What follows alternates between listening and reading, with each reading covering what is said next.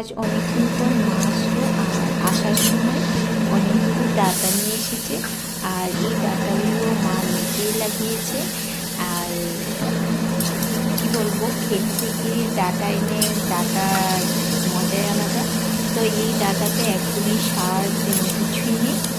তো মা অল্প স্বল্প কিছু গাছ লাগিয়েছিল আর সেগুলো থেকে কিছু ডাঁটা গাছ আমার জন্য নিয়ে এসলো। তো আমি ভাবলাম চারা পোনা মাছ দিয়ে, ছোটো মাছ দিয়ে তো ডাটা একদম পাতলা করে সাদা সাদা করে ঝোল করবো। আর এত গরম না, তো ভাবলাম একদম রসালো করে আজকে ডাটাগুলো রান্না করবো। আর এই ডাটাগুলোকে না বলে জুমের ডাটা, অনেক টেস্ট হয়। আর যখন ডাটাগুলো বড় হয়, অনেক বড় হয়, তো যখন বড় হয় তখনও ডাটাগুলো ভালো লাগে।